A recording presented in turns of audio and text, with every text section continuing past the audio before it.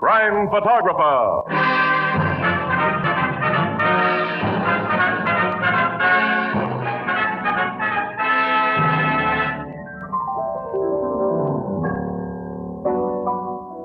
Good evening, ladies and gentlemen. This is Tony Marvin. Every week at this time, bring you another adventure of Casey, crime photographer, ace cameraman who covers the crime news of a great city. Written by Alonzo Dean Cole, our adventure for tonight, Lady in Distress.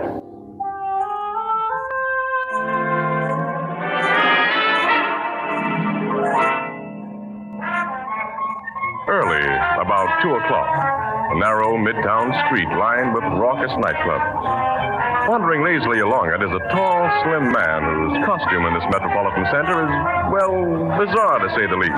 For from his 10-gallon hat to his high-heeled boots, he's every inch the cowboy.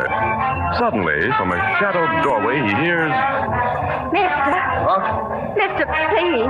You talking to me, ma'am? Yes, come closer. Here, where we can't be seen. Well, sure, ma'am, but what... I'm in desperate trouble, and I simply can't go to the police. Not yet. When I saw you, you're appearing in the rodeo, aren't you? Yes, ma'am, at the Coliseum. And you're from the South, like me. I come from Texas. You're not a part of this town, this street. I can trust you. Well, I reckon you can, ma'am. What you want I should do, Get a cab here for me, and then ride with me to Union Terminal. Well, I'd be glad to, but why? All I can tell you is some men are looking for me, and if I'm found, I may be killed.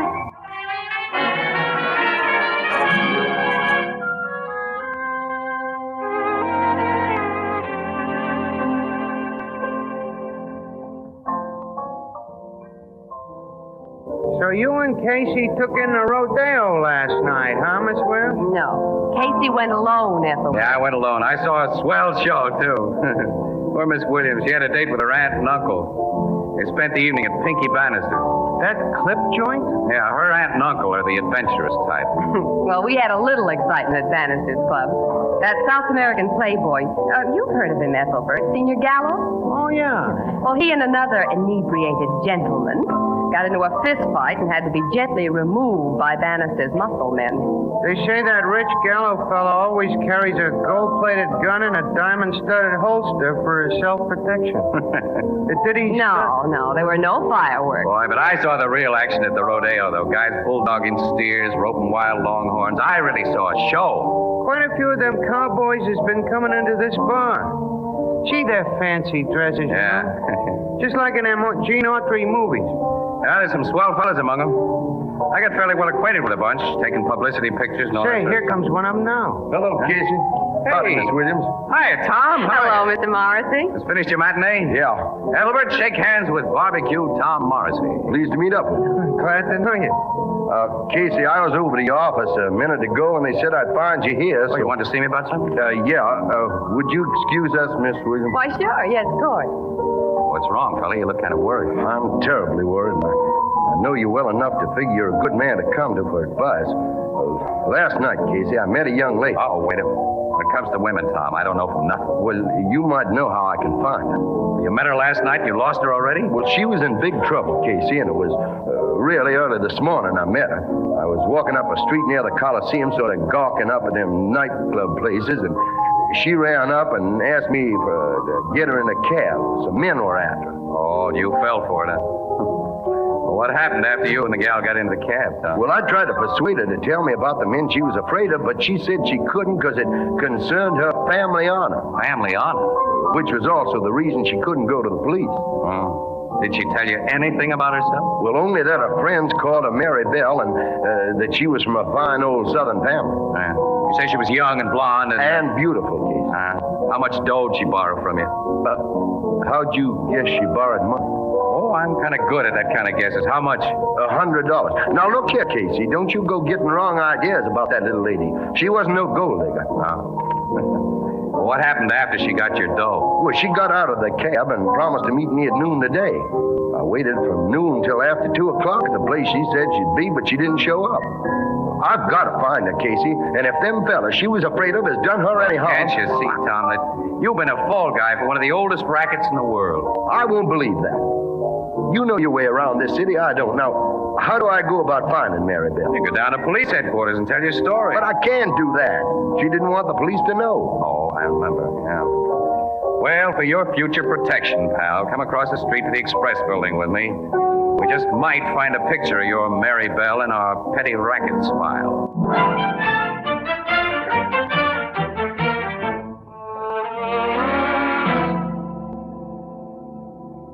Casey, I told you I wouldn't find anyone who looked like that little lady among your pictures of female crooks. Well, she's been smart enough not to get mugged for our files, I guess, that's all. Will you do now as I asked you to do at first? Try to find a photo in your high society files. That's where she belongs. Oh, yes, she's a good singer, too. Singer? Yes, she gave one of them concerts here once. She gave a concert? Uh-huh. She let that slip when I said she had a beautiful speaking voice. Well, let's humor you, Tom. We'll see what's cross-filed under concerts.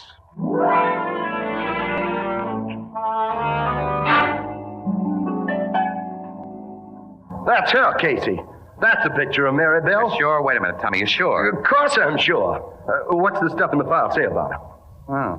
Mary Bell Warren. Daughter of Stephen Warren, socially prominent banker. You see, Casey? Yeah, I see. Concert, May 1945 at Maxwell Hall. House guest of Mrs. Donald P. Burgess. Hey, the Mary Bell must be the real goods. Mrs. Donald P. Burgess is big stuff around I told here. you. Okay, I've been wrong before. Yeah. Now I want to find this gal and know what goes on as much as you do.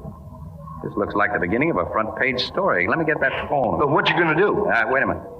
Hello, this is Casey, operator. Get me Mrs. Donald P. Burgess. That's right, Mrs. Donald P. Burgess.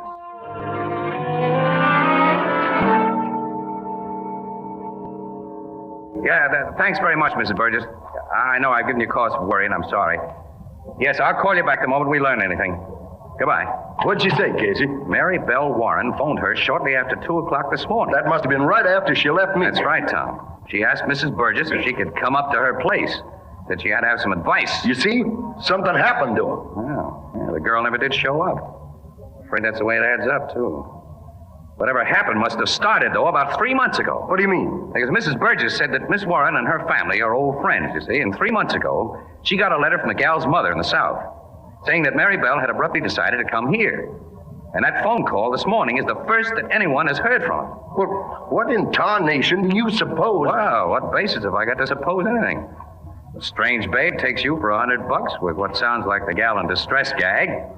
Then she turns out to have a millionaire father and top-hat social connections. Well, we're wasting time here. We've got to find that little lady. Now, wait a minute. That's too big a job for you and me, pal. We gotta take this to the cops.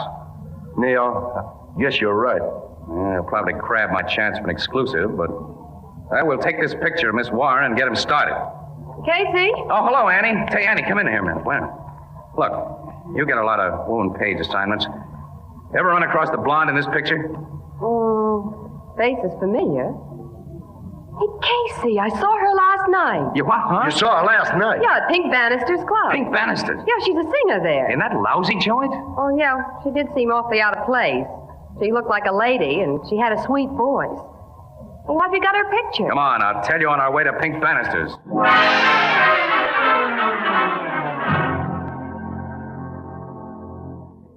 What makes you interested in my blonde singer, Casey? Oh, Miss Williams heard her here last night, Pink. Thought she was good. That's Good enough to deserve a little free publicity, Mr. Bannister. This cowboy gonna help you get it? I've already explained that Tom Morrissey is a friend of ours. We just brought him along. That's right. What's the girl's name, Mr. Bannister? I didn't catch it last night. Her name's Lottie Dunbar. Lottie Dunbar.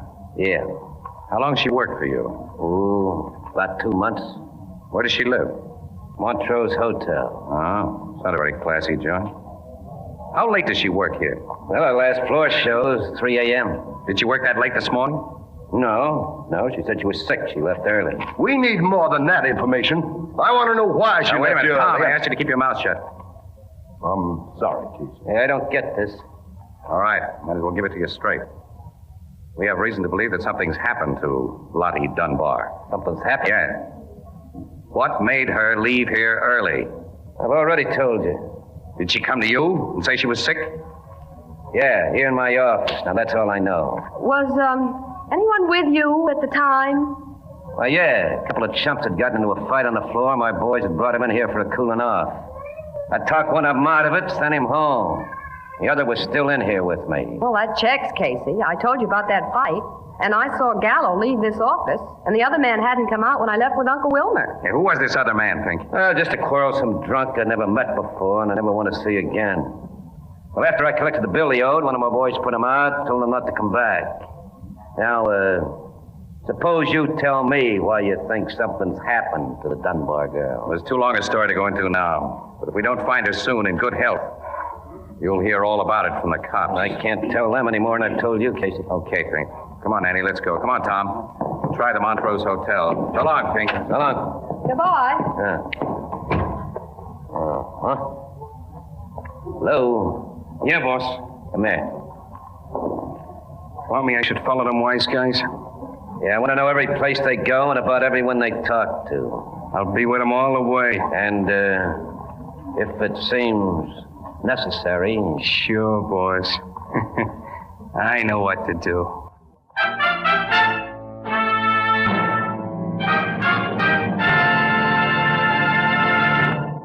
Our story will continue in just a moment.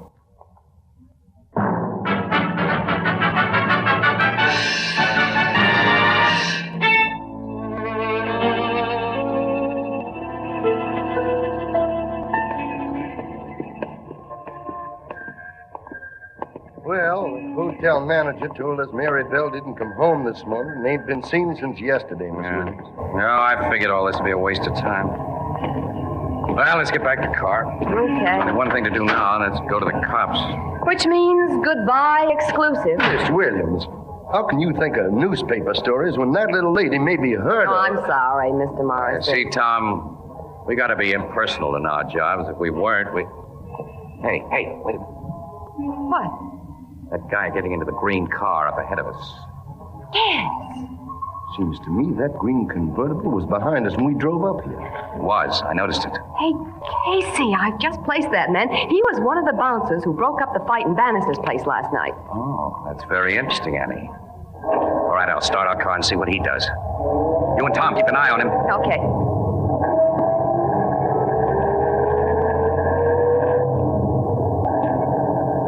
Yeah, he's following us, all right. Is he alone in the car? Yeah.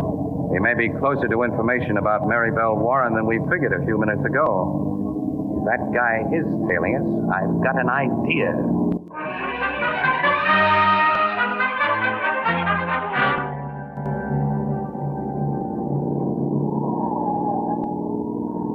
His car lights are only about 100 yards behind us now, Casey. I thought he'd creep up on us. All right, get ready for action, Tom. I'm ready. Now, look, Casey, the man in that car will have a gun, and neither you nor Mr. Morris... Tom and I know what's going to happen, Annie. That mug doesn't. We're coming to another turn. Okay, now brace yourselves. I'm shoving the brakes on hard. He's going to hit us, Casey. No, he's swerving off the road. Had to. We're in the middle of it. His car's in the ditch. All right, come on, Tom, quick. I'm with you. You stay here, Annie. Drive our car to the roadside. Yeah, will okay, you? I know my part. Take your hands off me. I'll take that gun. That's a big idea. You guys forced me off the road and then you Don't get play free. innocent. You gonna tell us what you know about Mary Bell Warren? I don't know what you're talking about. You're one of Pink Bannister's gang. You've been following us. You got me wrong. We've got you right. You choked me, cowboy. I'll squeeze the daylights out unless you talk. What's happened to Mary Bell Warren? I never heard of that name before, I swear. Change your tune. Easy, Tom. Wait a minute. He doesn't know that name. What happened to Lottie Dunbar? The lady who was singing in your boss's place. Talk. You better talk, punk. You haven't got a gun now. Talk, I said. I will. If you won't go to work on me, I'll spill all I got. But it ain't much, honest. All right, spill what you got. Okay. Last night, there was a fight in the club, see? Between two drunks. Yeah, that South American guy, Gallo. And another guy I never seen before. Me and the head bouncer, Jim Robbins, we broke it up. And Pink had us shagged to scrap us into his private office. Pink told me to get back into the club, but Jim stayed in the office. All right, go on. Well, a little later, I get a rush call from Jim to go with him. And all he tells me is that this here babe, this Lottie Dunbar, has just been caught snooping on the boss's private business. For us to go get her. This was just before 2 o'clock. Yeah. Well, me and Jim rush out of the joint just in time to see her get into a cab with this here cowboy. So you followed us? No, I didn't follow. Jim sent me back to tell Pink everything was under control. Jim Robbins followed it. Yeah, in another cab. I don't know what happened after that, honest. You're lying. Listen, help me, I ain't. What did Pink say when you told him Robbins had everything under control? Well, he said to keep my mouth shut, that's all. And I ain't seen Jim Robbins since. I swear I don't know what's happened to that damn wine. Tell the truth, you ornery skunk. Hold it, Tom, hold it. Bannister's a cagey guy. He wouldn't let a punk like this in on anything big. And kidnapping is plenty big. We'll go to Bannister. I'll beat the truth out. Wait a minute, wait. You, Mug. You said the girl was caught snooping while Gallo and that other guy were in Pink's office. That's the way I got it from Jim. I think Senor Gallo is the guy for us to call on next, Tom. Come on, Punk, you're traveling with us.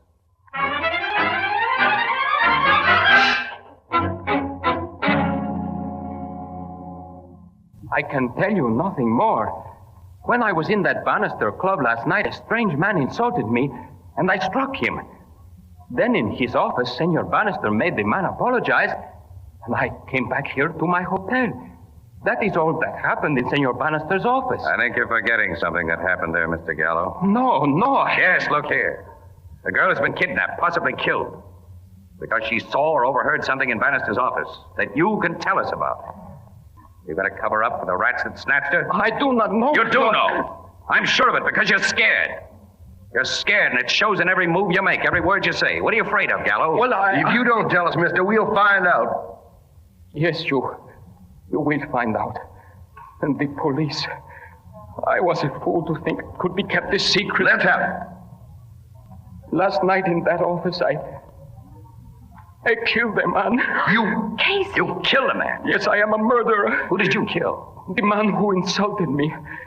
I was drinking too much champagne and I have bad hot temper. In that office, this man insulted me again. I remember that. Then I struck him. Then he hit me back hard and knocked me down. Everything went black. When I again knew what was going on, Senor Bannister and a man who worked for him were holding my arms. The man who hit me was on the floor, dead. And it was my gun that shot him. What happened then? Senor Bannister, he said he will not tell police. He said he and that man who worked for him will hide the dead body and protect me. That's what Mary Bell overheard, Casey. Yes, of course. What did Bannister say it'd cost you for his protection, Mr. Gallo? Oh, he did not say anything. He only told me to go home, that he will take care of everything, and I will hear from him. Oh, you'll hear from him, all right. We've got all we need to nail Bannister now, Casey. I'll say we have. While you call the police to arrest this murderer, I'll be on my way to Bannister's place. I'm going to make him tell me what's been done to Mary Bell, and if she ain't alive... Wait, Tom, wait. You'd only be tipping our hand, maybe losing our chance of finding that girl. Casey's right, Mr. Morrissey.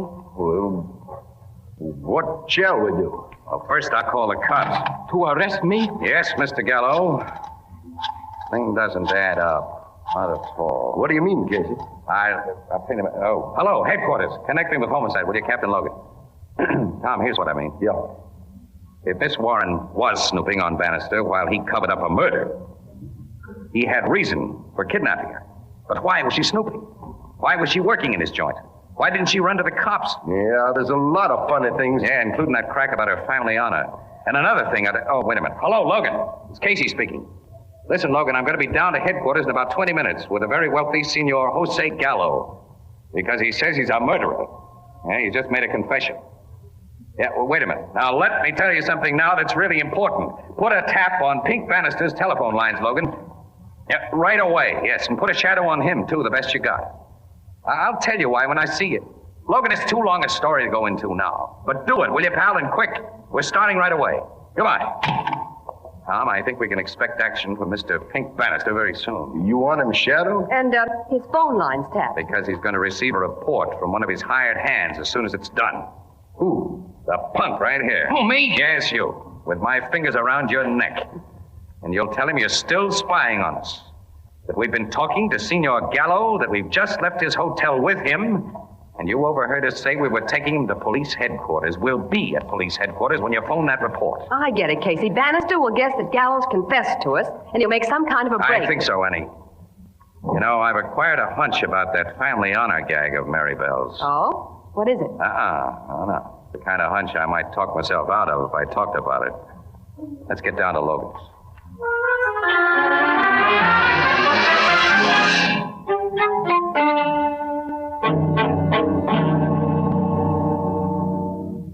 It's nearly 5 minutes since that mug phoned our dictated report, Casey. You figured Bannister'd make a move right after. Look, allow him a few minutes to think, Logan. Punk handed him a shock with that news about Gallo. Also, the man on his tapped wire and those covering the club have to have time to phone you after he does something, Captain. Now, this phone's completely cleared for their calls, Miss Williams, and if Casey hasn't guessed wrong... If Casey's guessed wrong, Miss Maribel's life won't be worth a nickel. Will you give my guess a chance, Tom? Hey, there's our ring. Logan speaking. Now, go ahead. Yeah? Yeah? 1287 Jastrow Street? I got it. Okay, Flanagan, get out there the quick way. We'll be right behind you. Bannister's left the club? Just now, with 2 guys tailing him and Sergeant Flanagan with a squad going direct, as we'll go. Come on.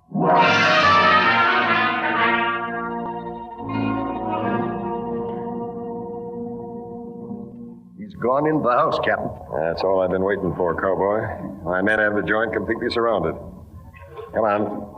That big window in front, Logan? Yeah, watch out for flying glass, Miss Williams. Yeah, my head's down, Captain. Here goes. Hands up, Bannister! You 2 other mugs. Now get the cuffs on him, man. Come on, you 2 guys. Hey, that black-haired man, Casey. He's the one Gallo had the fight with. Alive. That proves my hunch, Annie. He's the guy Gallo was supposed to have murdered. Supposed to have murdered? Yes, Logan. There wasn't any killing. Those guys simply put on an act that was convincing to Gallo. Expected to collect millions for covering up his crime, but Miss Warren got wise to the gag, and Gallo confessed. Where's Miss Maribel? If you harmed one hair of her head, Bannister... She hasn't been hurt. We found the girl, Captain. Maribel! Oh, Mr. Morrissey, I knew you'd find me. Well, that's a pretty picture. Hold it, will you? Looks like romance, Casey. At least a reasonable facsimile there. How'd you get wise to this fake murder business, Casey? Well, Logan, all the parts wouldn't fit together in any other pattern. Look, after I get a few more pictures, I'll tell you why. Smile for the camera, Bannister, will you? You dirty lousy. Such a sour disposition.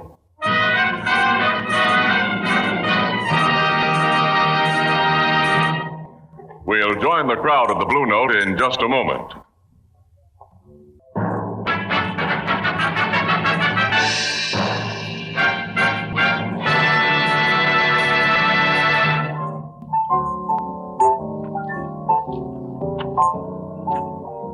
You figured Maribel Warren had taken a job at Bannister's joint in order to spy on him, huh, Casey?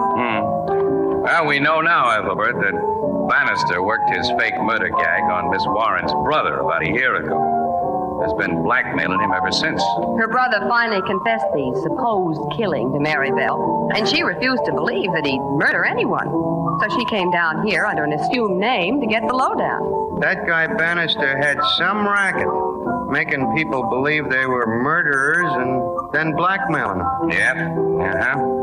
That's exactly what they did to Maribel's brother, who, like Gallo, had been drinking too much to think straight, you know. There's one thing I don't quite get yet. What's that?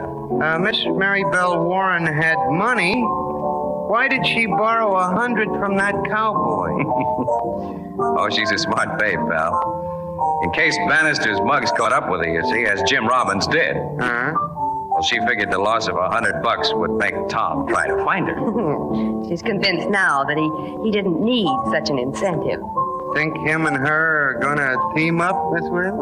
Looks like an order for a double harness. Yeah, it really does. You know, Ethelbert, I suppose your sister Edna would say, quote, 2 can live as cheaply as 1, unquote. Oh, no, Casey. No? No, she knows better than that. Oh. She says, quote, anybody can be a cowboy. All you gotta do is sit on your kitchen stove and sing Home, Home on the Range, unquote.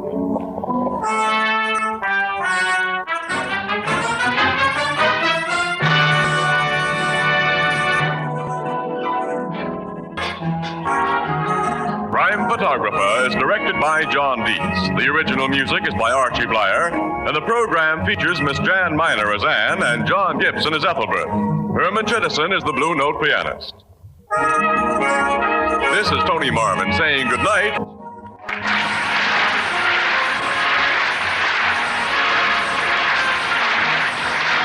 This is CBS, the Columbia Broadcasting System.